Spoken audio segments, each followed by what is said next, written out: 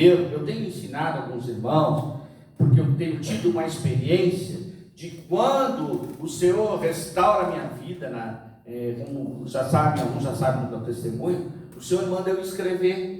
Eu comecei a escrever orações, comecei a orar, e orava em cima do que eu escrevia. Todas as noites, todos os dias eu orava, eu jejuava e pegava aquilo que eu escrevia, eu botava a data quando eu escrevia, eu orava sobre aquilo, e quando o Senhor ia me dando a vitória, eu ia botando a data da vitória e agradecia a Deus. Amados, eu preenchi 4 cadernos, depois eu me ocupei tanto com as coisas de Deus, me envolvi tanto que eu parei de escrever, mas hoje eu já poderia ter escrito um bocado das coisas que o Senhor ordenava, botava no meu coração que escrevesse. Te dou uma dica, meu amado, se você quer vitória, começa a fazer isso. Nós fizemos no início do ano, o formulário, aquele para preencher os pedidos do ano. Continua fazendo isso, meu amado, no fim do ano você vai dar testemunho do que está acontecendo. Então, o Senhor pede para João escrever. Aí ele começa, a primeira igreja que ele escreve, é o anjo da igreja escreve, é o anjo da igreja em Éfeso, escreve lá no capítulo 2. Uma curiosidade, Éfeso, amados, era a maior cidade comercial da costa oeste da Ásia Menor. Tinha um intenso tráfico de navios e de mercadores que andavam naquela região, ou seja, era a 4ª cidade do Império Romano, maior que tinha. Existia uma modernidade naquele lugar, havia um crescimento populacional, havia uma expansão, havia muitas religiões, era um povo que gostava muito do cultismo. Em Éfeso tinha o templo da deusa Artemis, que era a deusa da fertilidade, olha só. Então eles se prostravam diante do ocultismo. Éfeso era uma cidade voltada para o ocultismo, para a magia. E o evangelho entra, e a igreja começa em Éfeso, e daí diz assim: ao anjo da igreja de Éfeso escreve, está dizendo ao pastor da igreja, ao responsável da igreja de Éfeso escreve, estas coisas diz aquele que conserva na mão direita as 7 estrelas, e que anda no meio dos 7 candeeiros de ouro. Eu conheço as tuas obras, tanto o teu labor como a tua perseverança, e que não podes suportar homens maus, e que puseste à prova os que a si mesmos se declaram apóstolos e não são, os achastes mentirosos, e tens perseverança, e suportaste provas por causa do meu nome, e não te deixaste esmorecer. Tenho, porém, contra ti que abandonaste o teu primeiro amor. O que acontece na igreja de Éfeso, amados? Começaram na empolgação, começaram numa visão, começaram amando o Senhor, começaram numa intensidade de buscar o Senhor, e a igreja foi crescendo. No decorrer do crescimento da igreja, ela foi esfriando. Aí começaram a entrar a mistura, a igreja começou a esfriar, na verdade. Aí diz assim, ela olhava para Jesus, depois vestiu a camisa de denominação, ela se intitulava como uma sociedade, como uma representatividade, que não era de Deus, mas assim como um lugar social que tinha. Interessante é que a gente olha assim, meu Deus, naquele tempo já existia isso? Sim, porque a palavra de Deus permanece, o Senhor ele já enxergava, ele dizia as coisas que eram, as que são e as que hão de acontecer. Então quer dizer que este perfil permanece até os dias de hoje. As 7 igrejas, ele se denomina como 7, o número da perfeição, que é o número exato que o Senhor trabalha nessa numerologia bíblica do 7, número da perfeição. Então ele dizia assim, que haveriam no decorrer dos séculos, no decorrer dos anos, esse tipo, e a referência ele dava para a igreja de Éfeso. Olha, Éfeso, está acontecendo isso com vocês, né? Então, Jesus fala assim daí, porque quem está falando aqui não é João, amados, é o próprio Jesus que está dando o recado para as igrejas. Aí diz assim, tenho porém contra ti que abandonaste o primeiro amor. Lembra-te de onde caíste, arrepende-te e volta à prática das primeiras obras. Se não, venho a ti e moverei no seu lugar o teu candeeiro, caso não te arrependas. Tens contudo a teu favor que odeia as obras dos nicolaítas, os quais eu também odeio. Aí diz assim: quem tem ouvidos, ouça o que o Espírito diz às igrejas. Ao vencedor dar-lhe que se alimente da árvore da vida, que se encontra no paraíso de Deus. Olha só, amados. Os nicolaítas, quem são os nicolaítas, amados? Os nicolaítas era aquela casta de homens, de estudiosos que usavam muito da filosofia e entendiam que tinha que haver uma formação, uma especialidade em alguma área para exercer a função na igreja. Não precisava a necessidade do Espírito, mas sim tivesse uma formação secular para exercer e trabalhar em cima de uma filosofia que eles criam que era certa, a filosofia da justiça humana. E a igreja de Éfeso tinha, porém, que eles não aceitavam isso, e o Senhor se agradava disso. Amados, aí ele disse assim, ó: senão eu venho contra vocês, né? E volta, diz assim: tenho, porém, contra ti que abandonaste o primeiro amor. Lembra-te de onde caíste, volta a prática das primeiras obras, senão venho a ti e moverei do seu lugar. Por isso que nós vemos, às vezes, amados, muitos ministérios fechando, porque começa no Espírito e termina na carne, termina em obras sociais, termina num evento, numa sociedade, e o Espírito de Deus para de habitar, para de frequentar o ambiente. Então, esse era o recado para essa primeira igreja, a igreja de Éfeso. Glória a Deus, amém? Então, amados, nós temos hoje em dia denominações que se intitulam como igreja de Éfeso. Tem sim, amados. Tem igreja que tem nicolaítas? Temos. E o Senhor, Ele dá a direção e Ele dá a orientação. A segunda carta. E sempre no final você pode ver que o Senhor dá uma promessa para a igreja que se converter, que se render à prática daquele pecado.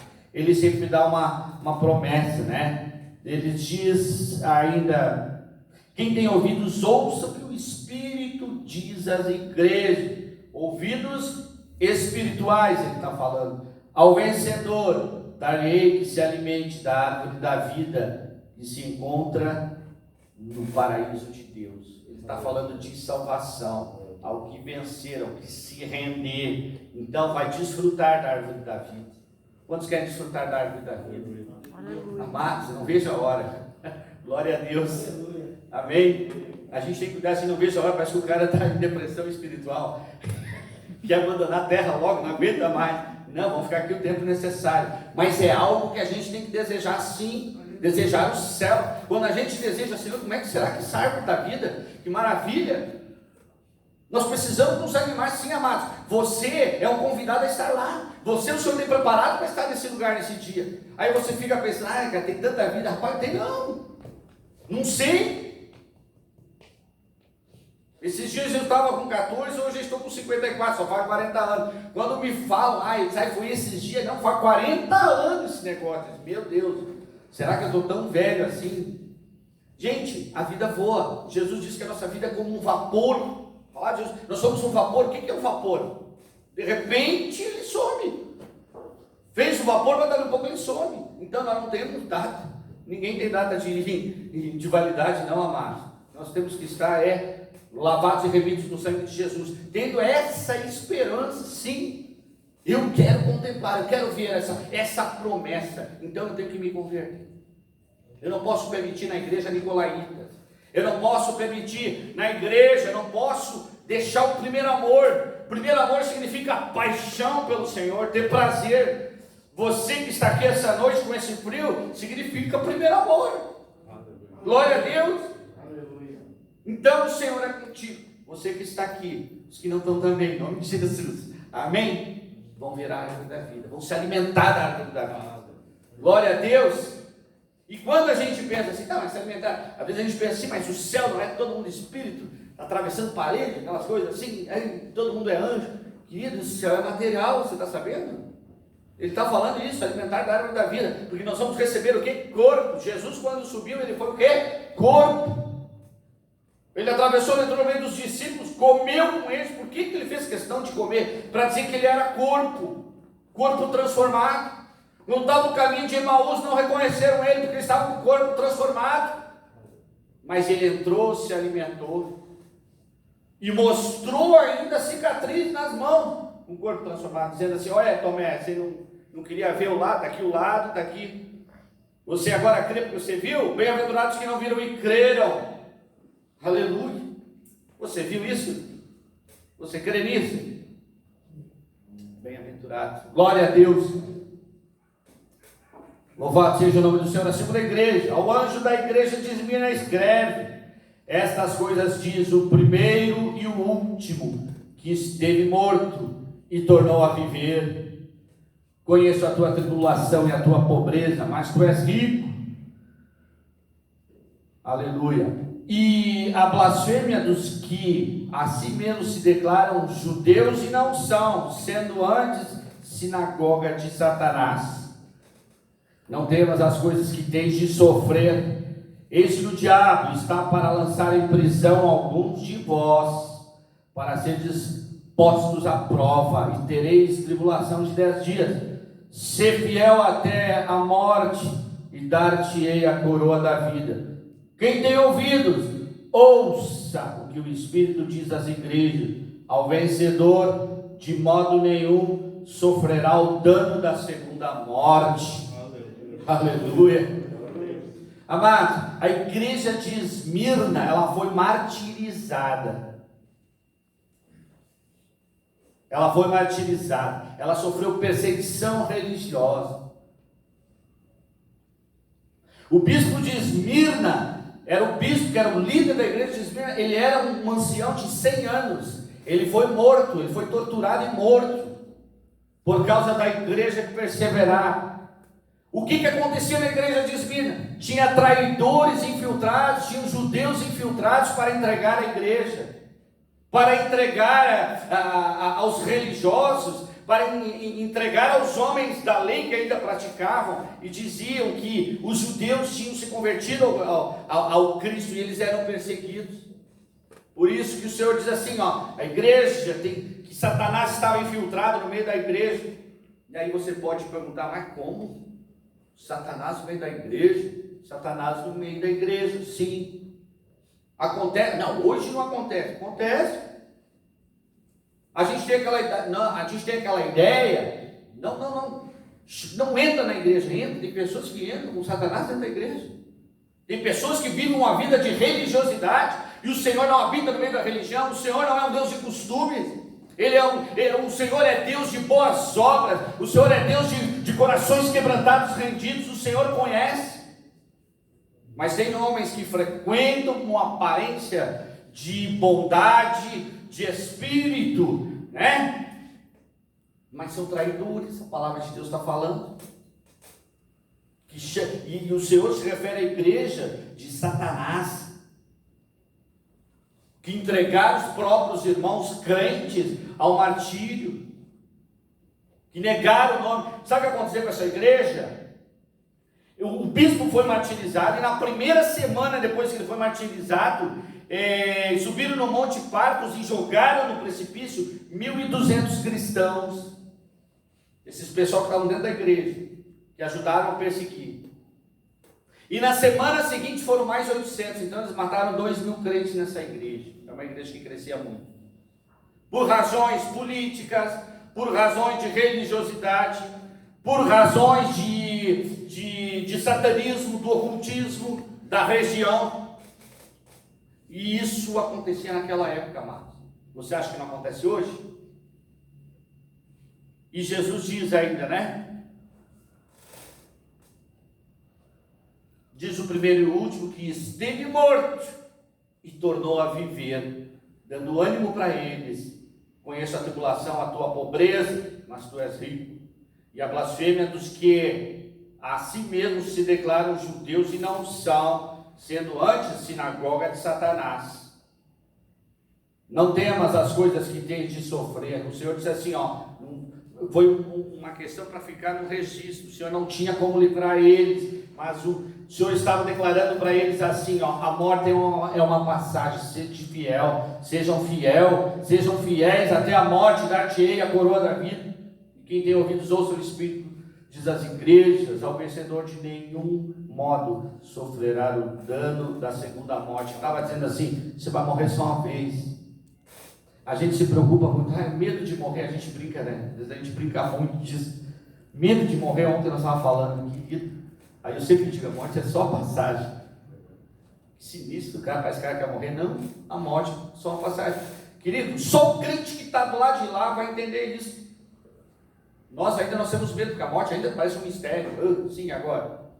Querido, é uma passagem para a glória, para a vida eterna. Eu não estou te incentivando como teve aquele Jim Jones, né? Que programou mais ou menos o dia que Jesus ia vir, ele antecipou e com a congregação dos Estados Unidos ele foi para um local e tomaram algumas coisas lá e morreram em massa. Certo? Estavam indo para a glória.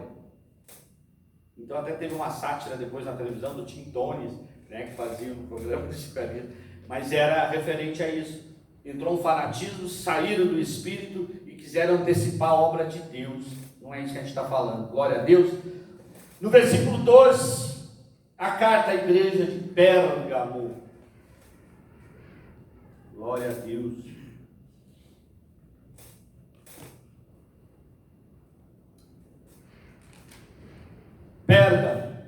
Pérgamo, a cidade de Pérgamo tinha uma coisa muito interessante.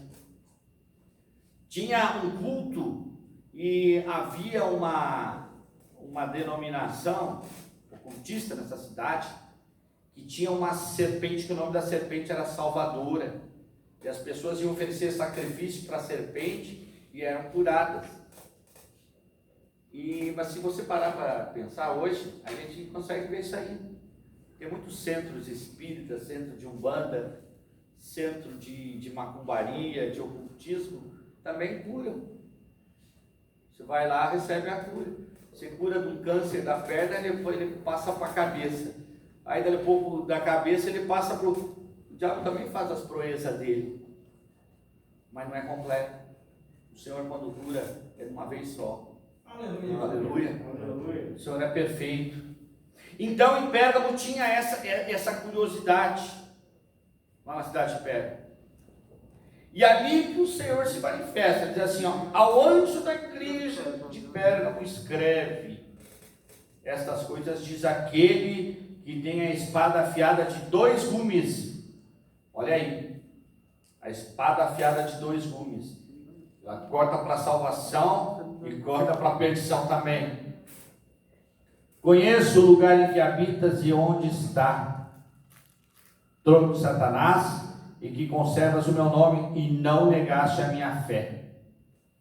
Ainda nos dias de Antipas, minha testemunha, meu fiel, o qual foi morto entre vós.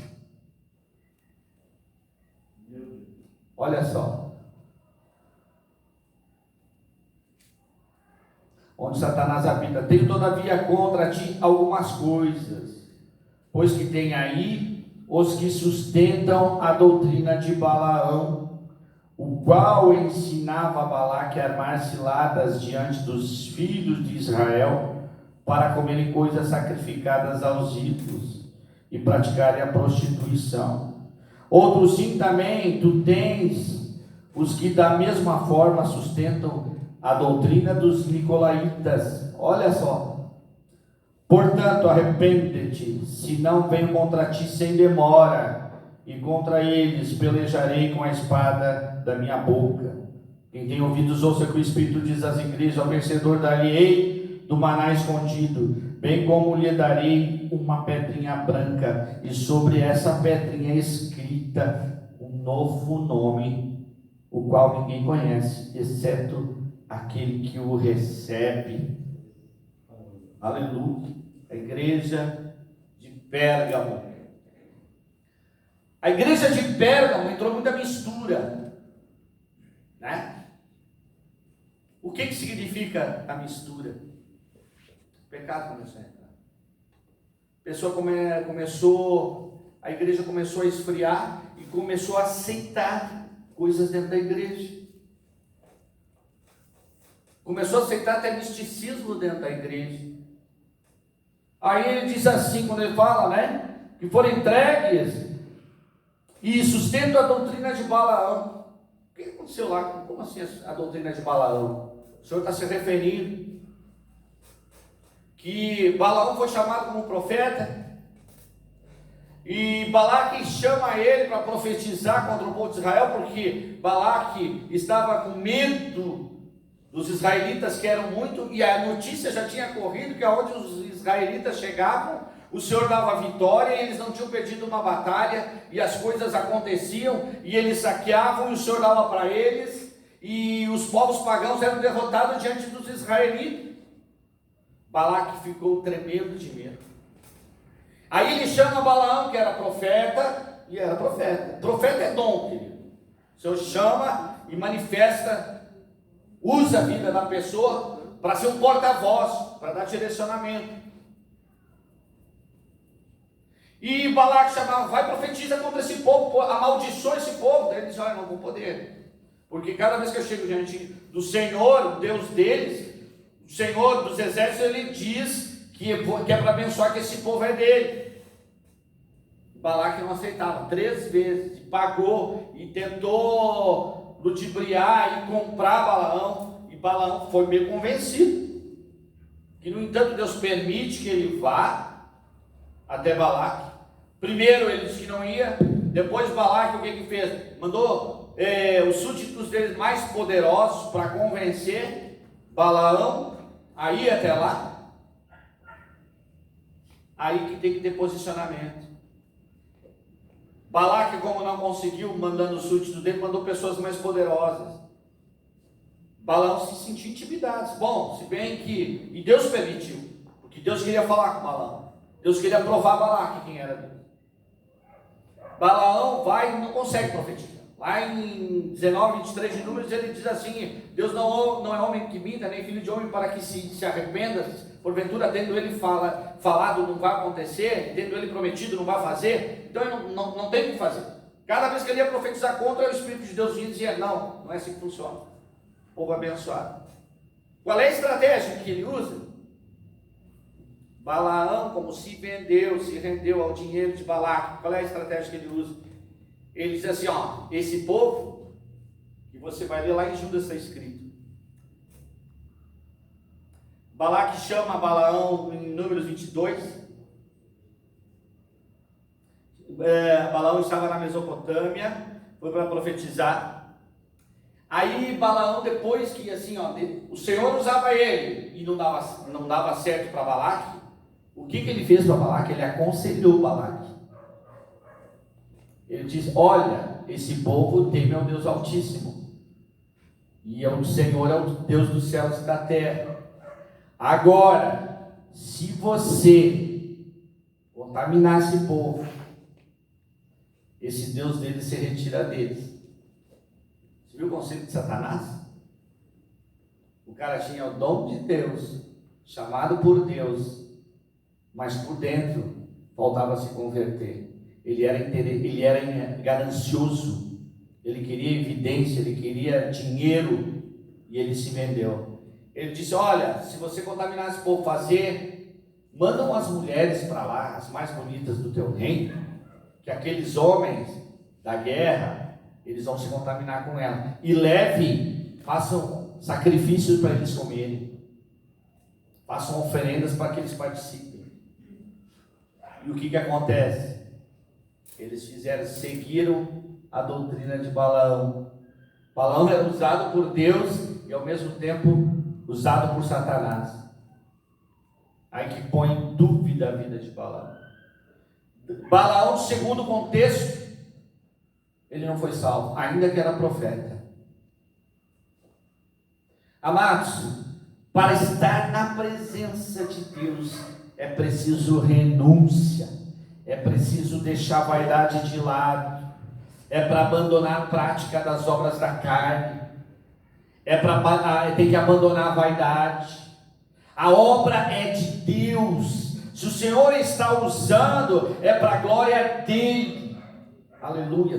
Deus é santo e Ele não aceita contaminação. Nós somos o que? Propriedade exclusiva de Jesus Cristo. Nós não podemos nos contaminar com o mundo, não, porque senão nós não vamos ter direito ao céu, não entra. E o Senhor está avisando, Ele está dando um recado aqui para a igreja de Pérgamo. Olha, lá tem gente que segue a doutrina de Balaão, tem gente que segue os nicolaítas, o mundo está infiltrado dentro dessa igreja. Arrepende-te. Arrepende-te. E está dada a prostituição. O que é? Comunhão na igreja, se misturar com outros deuses, se envolveu com outras pessoas que não eram da mesma fé, que não professavam, que não tinham o mesmo temor. Então houve contaminação na igreja de Pérgamo. O Senhor vem para João e diz assim: olha, manda eles se cuidarem, manda eles abandonar o pecado. Aleluia, como estão entendendo aqui? Amém. Existe isso nos dias de hoje, amados? É a igreja de hoje. A igreja está assim. Glória a Deus.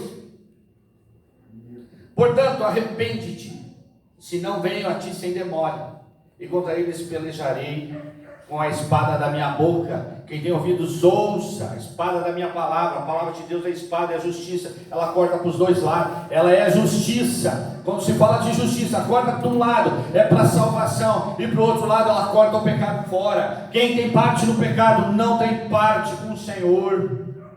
Aleluia. Glória a Deus. Portanto, arrepende-se, senão venho te sem demora, pelejarei contra a espada da minha boca. E tem ouvidos os que o Espírito diz às igrejas: ao vencedor darei um maná escondido, bem como lhe darei uma pedrinha branca, e sobre essa pedrinha é escrito um nome novo, o qual ninguém conhece, exceto aquele que o recebe. Tem uma curiosidade, tem duas linhas históricas que falam sobre a pedrinha branca naquela época. O soldado, quando ele era separado para ir para a guerra, ele pegava uma pedra branca, e eles faziam dois furinhos, eles cortavam ela no meio, e eles faziam dois furinhos nas pedras, e faziam colar com o nome de um amigo. Então, quando o soldado ia para a guerra, ele tinha o nome dele e o nome do amigo na pedrinha branca. Quando ele morria, para identificar quem era, eles iam, pegavam a pedrinha e localizavam o amigo. Pegavam o nome do amigo e sabiam que ele era um conhecido. Aí, para identificar o soldado, eles procuravam um amigo. Tem outra linha que acontecia o seguinte: quando tinha um forasteiro, um peregrino que estava passando pela terra, e ele pedia hospedagem, era uma cultura do povo de hospedar peregrinos. A palavra de Deus diz assim, né? Para acolher o estrangeiro. O que ele fazia? Eles botavam para dentro de casa o estrangeiro, pedia pouso. Daí, se ele se comportasse bem, no outro dia de manhã, eles pegavam a pedrinha, eles rachavam a pedrinha branca também, e davam o nome do forasteiro, o nome da pessoa, o dono da pousada, onde tinha dado, e a outra pedrinha ficava na pousada com o nome da pessoa, do peregrino que passou. Para outra vez, quando ele passar ali, ele tinha hospedagem. Aí sabia: ah não, esse aqui tem a pedrinha branca, esse aqui é dos nossos, esse aqui está liberado. Então por isso que o Senhor fala isso, porque era algo que era considerado, era muito relevante na época, a história da pedrinha branca. Então o Senhor, para trazer o contexto para eles, explicava: olha gente, e vai no céu, vocês vão receber uma pedrinha branca, que vão receber um nome, que só o Cordeiro sabe de quem é, e só aquele que recebeu vai saber. É um mistério assim, da ligação, é uma hospedagem eterna que o Senhor está falando. Glória a Deus. A igreja de Pérgamo. Então, ninguém conhece, exceto aquele que o recebe. Mistério. No versículo 18, logo nós já vamos encerrar. Você tem relógio para calar o relógio.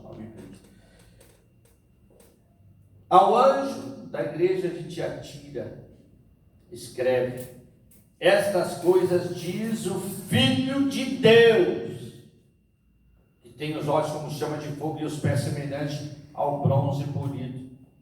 Sabe o que aconteceu aqui em Tiatira? Sabe o que é? A primeira vez que Jesus fala no Apocalipse, quem fala aqui a vocês é o Filho de Deus. Sabe o que começou em Tiatira? Eles estavam dizendo, eles não falavam filho de Deus, eles falavam filho de Maria. Tinha começado a idolatria e tinha tido. Não, você começava a dizer, não, é o filho da Maria, eles são crentes, filho de Maria. E aí o Senhor mesmo se revela, é o filho de Deus. Cai por terra essa idolatria. Porque ali começou a contaminação. Então a gente acha que não tem histórico as coisas de hoje, ao tamanho da idolatria, ao nível que as pessoas se desviaram, mas já começou lá no início. E o Senhor, Ele dá a ordem, Ele dá o recado, lá no início também, através da revelação, 100 anos quase, depois de 100 anos, quando Ele sobe, final do primeiro século, Ele mostra para João e dá o recado assim, a igreja tem que começar santa, tem que começar certo, vamos fazer o que é certo. Aí ele diz assim, primeira vez que Jesus fala que é filho de Deus, porque tinha começado a idolatria no meio daquele povo. Quando disse assim, daí Jesus diz assim, olha, acabou com esse negócio que ele está dizendo para João. Aqui é o filho de Deus que está falando, não é filho de Maria. E Jesus lá nas bodas, ele diz assim, ó, quando Maria chega para ele, diz assim, olha, faltou o vinho, o que Jesus diz? O que eu tenho a ver contigo, mulher? Tem a ver com o que Jesus está dizendo aqui. Jesus ofendeu a mãe dele? Não, o que ela disse? Fazer tudo que ele mandar. Ela tirou o corpo fora. Ela disse, não é eu, é ele. Quando a gente vê normal, às vezes uma mãe mandando no filho, sempre dá contenda, né? Principalmente filho casado, que a sogra vem mandar, dá problema. Jesus já tinha cortado mal na raiz ali. Não foi falta de respeito, nada. Ele só quis dizer assim, ó, o que esse povo está pensando que vai acontecer não é assim não que funciona. Diz que tem a ver contigo, mulher. Aí ela faz o que ele mandar. Maria foi humilde o suficiente para não tomar glória para ela. Quem fez isso aqui são os homens. Os homens têm essa tendência de idolatrar coisas e pessoas. É ou não é verdade? Se eu falar para alguém lá fora que esse microfone do Jefferson aqui, se tocar nele, a pessoa é curada. Se a pessoa vai aqui tocar nele, está falando que foi curado. Querido, segundo dia tem uma fila que vai até lá no centro. Porque as pessoas têm essa tendência diabólica de crer em coisas tocáveis, em coisas tangíveis. E o Senhor diz assim, bem-aventurados que não viram e creram. Então o Senhor é exato, Ele é claro nas cartas de igreja. Ele está dizendo assim, eu não tolero o pecado, eu não tolero a idolatria, eu não tolero o engano, eu não tolero o intelectualismo dentro da igreja. A minha parte é do Espírito. Da minha boca sai uma espada de 2 gumes. Então, os meus pés, os meus olhos são como chama de fogo. Eu conheço o interior. Eu sei o que está passando na sua mente agora. Eu sei o que está passando no seu coração. Ele está dizendo que ele vê todas as coisas. Satanás não consegue. Ele vê, ele é